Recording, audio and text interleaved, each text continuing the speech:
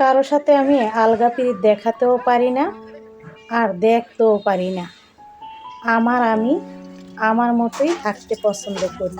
আমার আমিটাকে আমি ভীষণ পছন্দ করি। কারো জন্য নিজেকে বদলাতে পারবো না, কারণ আমার যেটা স্বভাব সেটা তো আমারই থাকবে। আমার স্বভাবটা ভালোর দিকে, কারো ভালো লাগুক নয়তো কারো না লাগুক। আমার স্বভাবটা হচ্ছে ন্যায়ের পথে, ন্যায় কথাতে।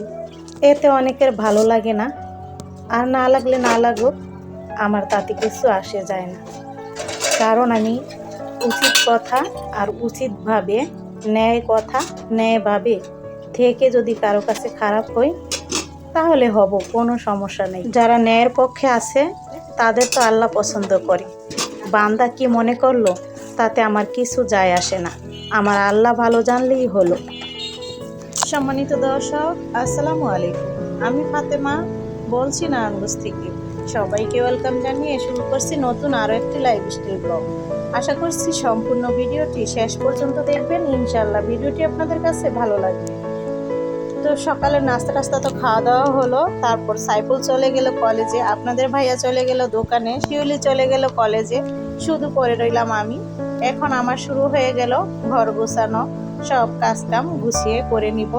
তো ছেলের রুমটা হচ্ছে একদমই অগোছালো, তো ওর হচ্ছে বালিশের কভারগুলো চেঞ্জ করে, বিছানা চাদরটাকেও চেঞ্জ করে দিব। তো এগুলো হচ্ছে আমি চেঞ্জ করে রেখে দিব যেন শেফালি ধুয়ে নেয় ও আসলে।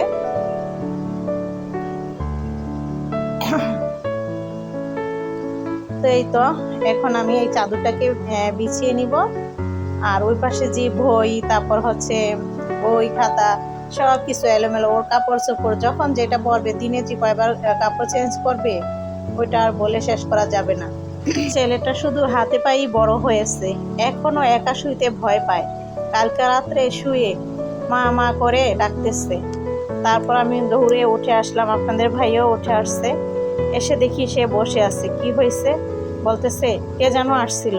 আমি বলি যে দেখো তোমার পর্দা দেওয়া, তুমি থাই লাগাইয়ে ঘুমাইছো, তারপর হচ্ছে দরজা দেওয়া ছিল, মানে মিলানো ছিল।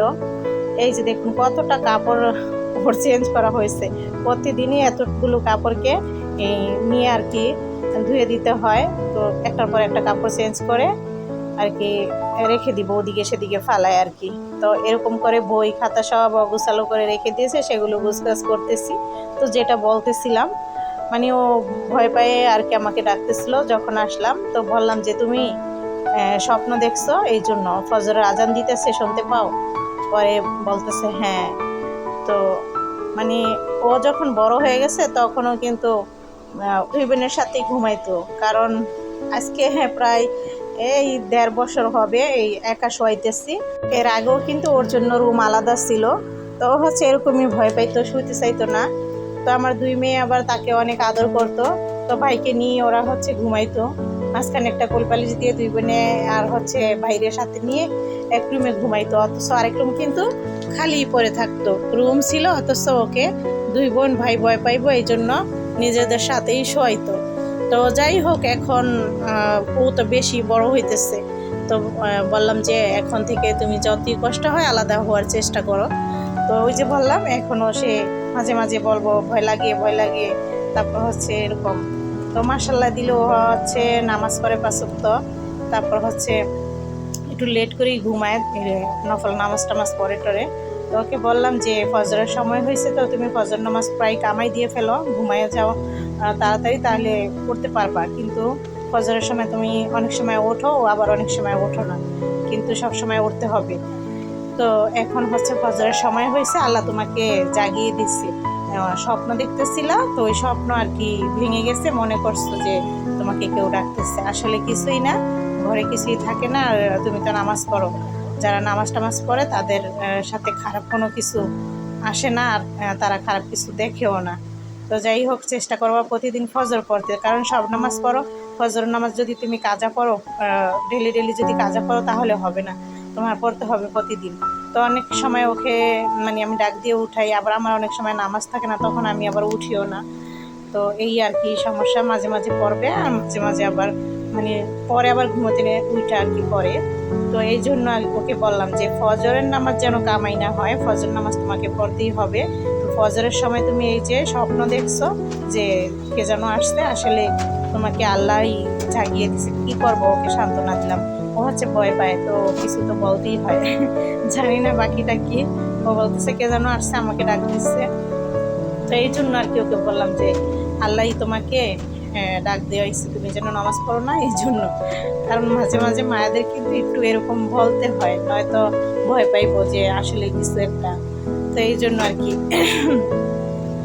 তো দেখতে দেখতে ছেলে মেয়েরা বড় হয়ে যায়, আসলে বাবা মার কাছেও বড় হয় না। আর গ্রামের ছেলেমেয়েরা কিন্তু ওর চাইতে অনেক ছোট, তারা কিন্তু অনেক সাহসী, অনেক কথাবার্তা বলে, তাদের অন্য ধরনের আর কি চলাফেরা। আর এত বড় হয়ে গেছে, এখনো সেই ছোট মানুষের মতোই জ্ঞান বুদ্ধি, অতটা চালাক না। মানে অনেক ছেলেরা আছে না বেশি চালাক থাকে, ওরকম না। সে একটু ভদ্র স্বভাবেরই। ছোটকালে অনেক চঞ্চল ছিল, কিন্তু এখন বড় হওয়ার পর মাশাল্লাহ অনেক ভদ্র হয়ে গেছে। যে দেখে সে বুঝতেই পারে না এটা যে সাইফুল। কারণ ছোট যখন ছিল তখন সে তো একদমই মানে পোংটা ছিল, এখন সে একদমই হুজুর হয়ে গেছে। তো তাকে দেখলে অবাক হয়ে যায় মানুষ। আর সবাই বলে যে আল্লাহ ওকে হেদায়েত করছে, ও যেহেতু নামাজ টামাজ পড়া শুরু করছে, ওকে ভরসা দিবেন। মাঝে মাঝে মিস হয়ে গেলে বকাঝকার দরকার নেই, একটু টাইকে উঠে দিলেই হয়ে যাবে, এই আর কি। তো তারপর হচ্ছে আমি ওকে নামাজ পড়ালাম, আমি নামাজ পড়ালাম, তারপর শুয়ে থাকলাম। সকাল ঘুম থেকে ওঠার পর ওকে বললাম যে তুমি যে স্বপ্ন দেখছো আসলে কিছুই না, ওই যে এরকমই, তুমি ফজর নামাজ পড়তে উঠো না দীক্ষা, স্বপ্ন দেখতেছিলা যে তোমাকে কেউ ডাকছে, এই আর কি। তারপর তো খাওয়া দাওয়া করে সে কলেজে চলে গেল, আর আমি হচ্ছে ঘর দুয়ার গুছগাছ করে নিয়েছি। তারপর শেফালিও আসছে, ও এসে আবার থালাবাটি ধুইলো, তারপর ফার্নিচারগুলো মোছা দিয়েছে। আসলে সব ঘরের সব কিছু তো ওকে দিয়ে একা করানো যায় না, তো আমি হচ্ছে কিছু গুছিয়ে রাখি, দু একবার হচ্ছে গুছগাছ করে রাখি। রুম হচ্ছে 4টা, তো আমি হচ্ছে 2টা দেখা যায় গুছিয়ে রাখি, ও 2টা এসে করলো। তো সব কিছু একা করলো, ওর অনেক সময় লাগে।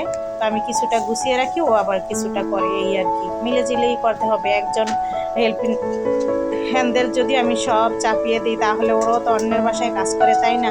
এখন আমি সব যদি ওকে দিয়ে করাই, তাহলে কিভাবে হয়? কারণ অন্যদের বাসায় যেতেও ওর দেরি হয়ে যাবে, এই জন্য আর কি যতটা পারি ততটা করি। আর অমনি তো ও হচ্ছে অনেক ভালো, কাজ কাম বলা লাগে না, যে আমি যা বলি তার সাথে 2টা বাড়তি কাজ ওকে বলতে হয় না যে কইরা দিয়া যাইব, এরকম।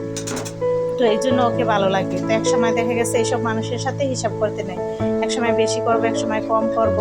তাছাড়া আমি ওকে বেতনের বাইরে অনেক দিক দিয়ে হেল্প করি। তো সবার সাথে আসলে সব সময় হিসাব করা যায় না, আর হিসাব করে চলাও যায় না। আর সব মানুষ একরকম হয়ও না, মন মানসিকতা।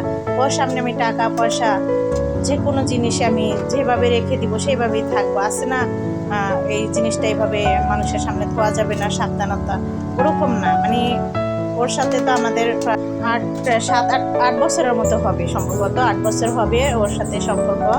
তো মাঝখানে আর কি এই যে 7-8 মাস ছিল না, ও অসুস্থ ছিল। তারপর আমিও বললাম যে তোমার শরীর টরীর আগে ঠিকঠাক করো, তারপর আইসা কাজ করো। তো আমি আবার অন্যজনকে নিয়েছি, একজনকে নিলে তো আর তাকে আবার বলা যায় না হুট করে।